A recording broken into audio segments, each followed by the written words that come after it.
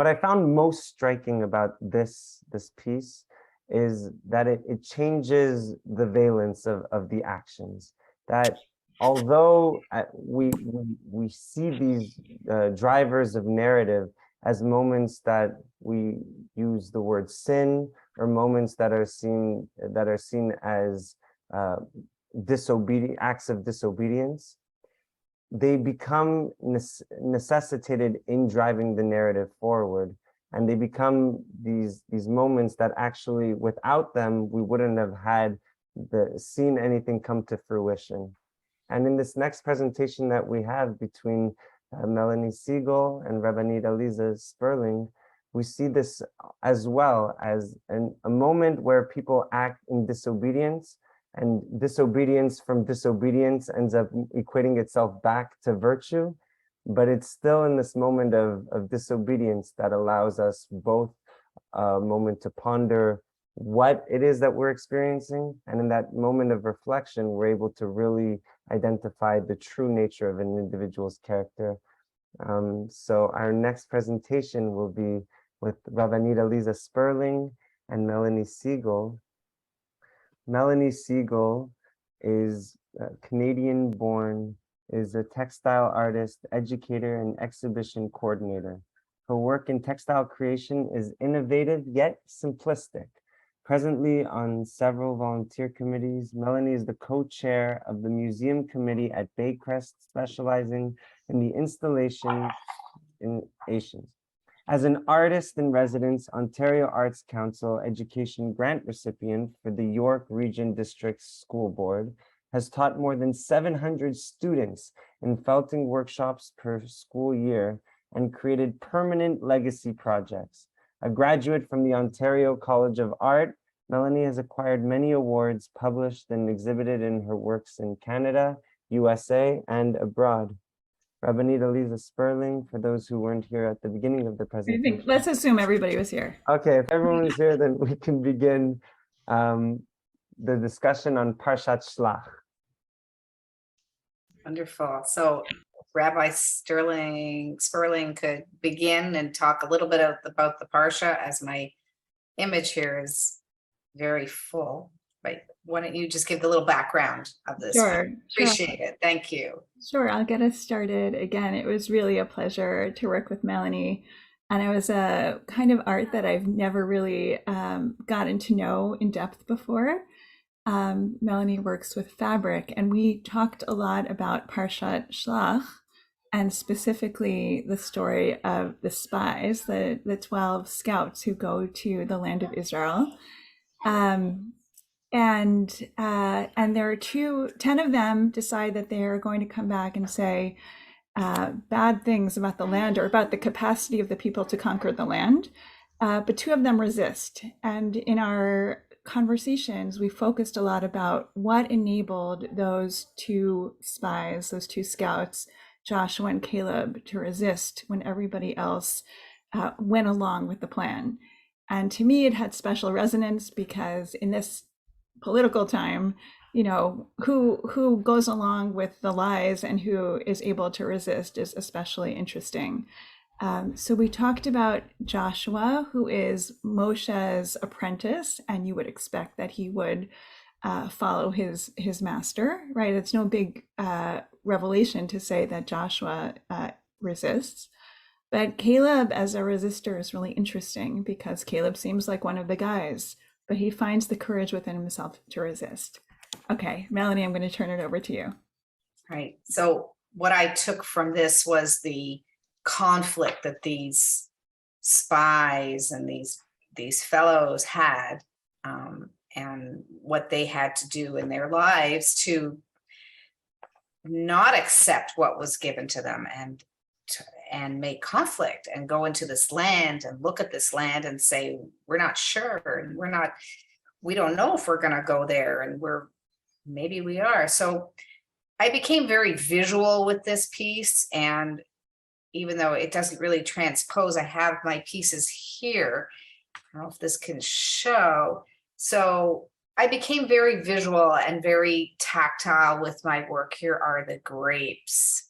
And I worked with not so much of the study of this, but for the actual movement, and the movement of making and creating was the highlight for me, to study and then to create in another form.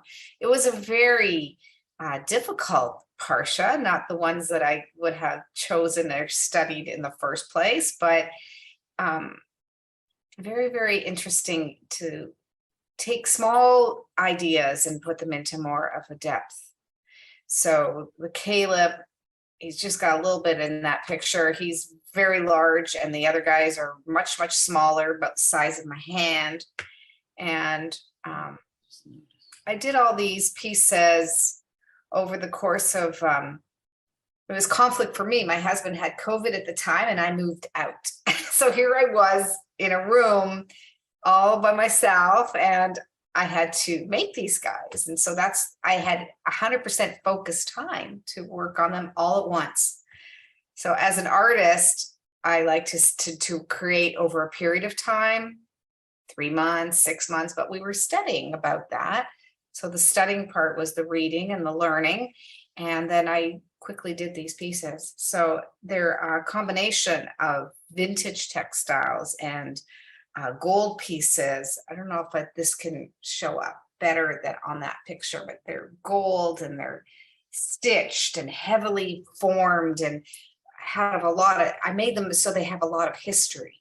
So they have a lot of stories in their clothing, as if they were travelers. I thought, what if these guys were traveling? What would they be carrying? They'd be carrying tools. Some of them have little tools on them.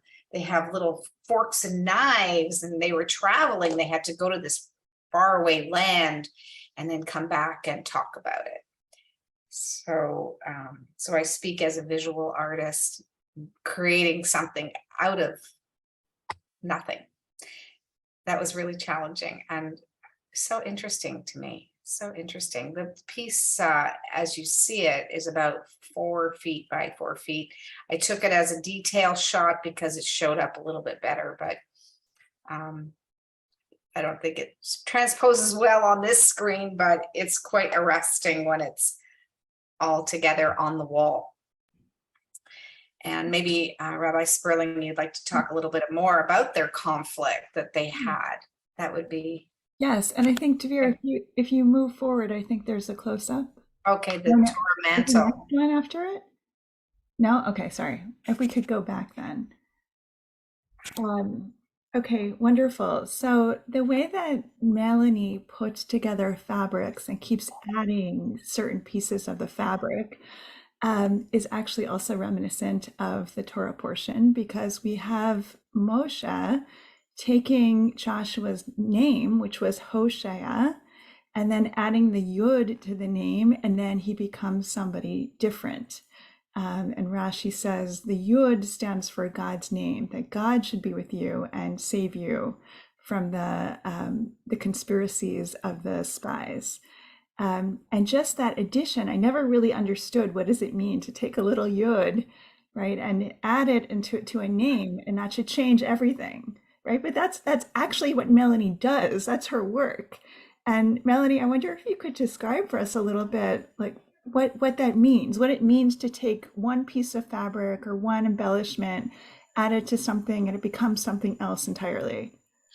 Yes, I have this studying this textile technique over 30 years. I've developed a way of working with thread. And when I stitch these threads on there's this plastic that I have. And when you stitch on it and you put it under water, it dissolves. So all of a sudden there's a new fabric that occurs. So it's all made out of thread.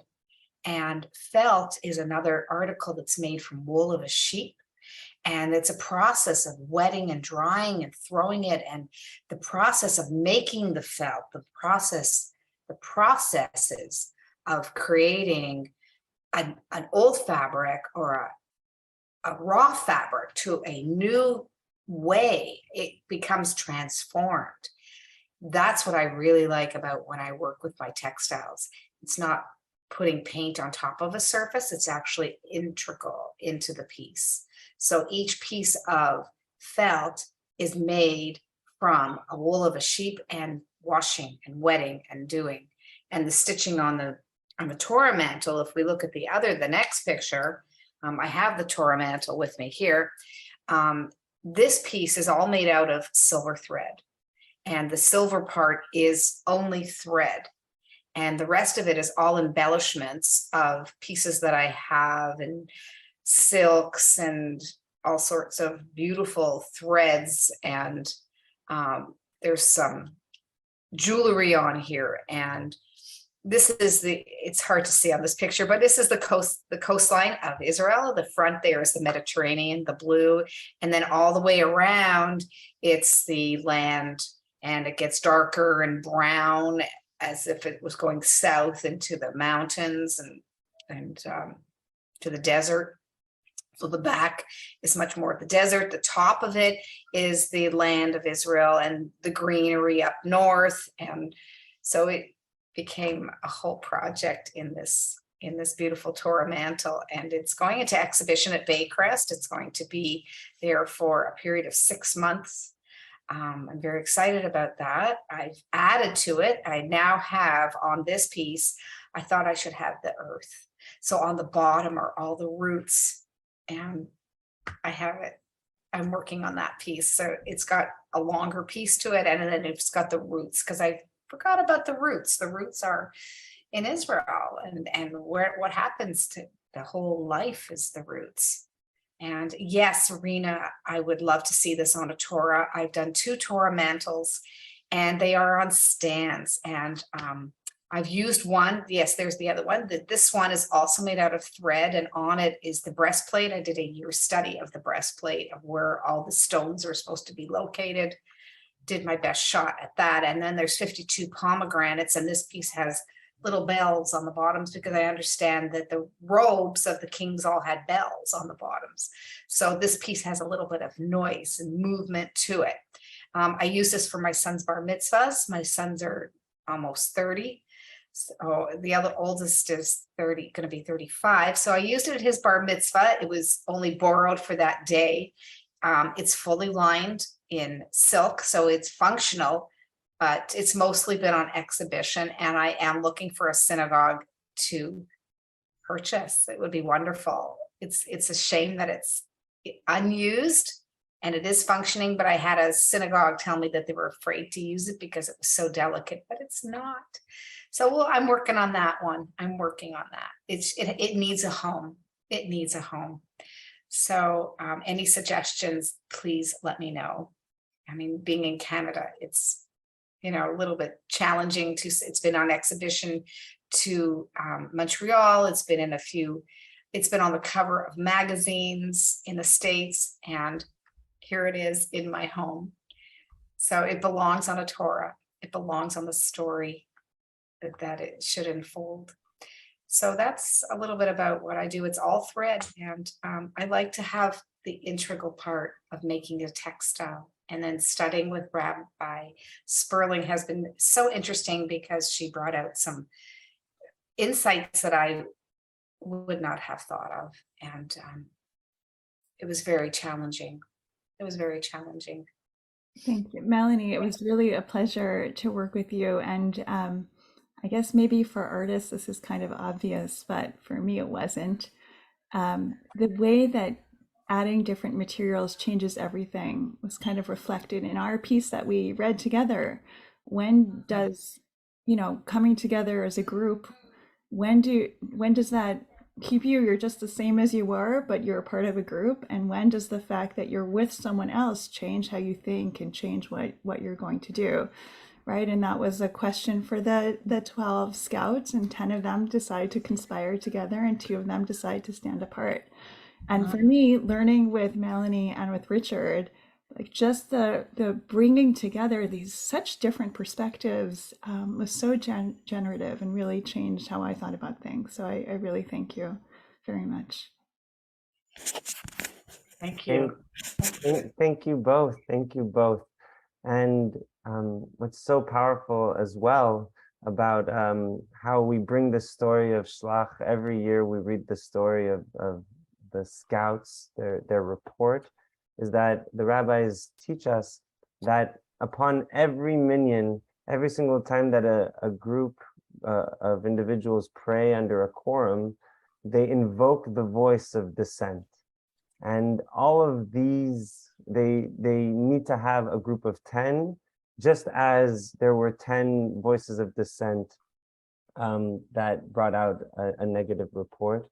And all of the voices of dissent and the voice of Yehoshua and the voice of Kalev, bringing all of those voices together, not allowing any voice to not be heard, is something that has been so core and center to all of these conversations, that we've allowed, that we've sought out and looked for opportunities to explore questions that otherwise maybe we wouldn't have felt comfortable asking, and pushing the boundaries and pushing our own selves to see the text in new ways.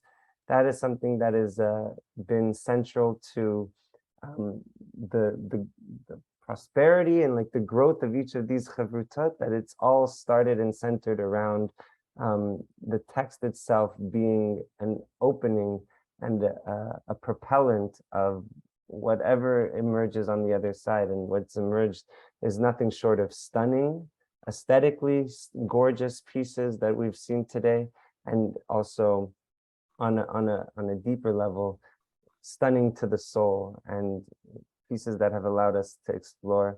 I invite all of us to return to the main lobby as we share concluding words in this really beautiful capstone of a moment for this entire project.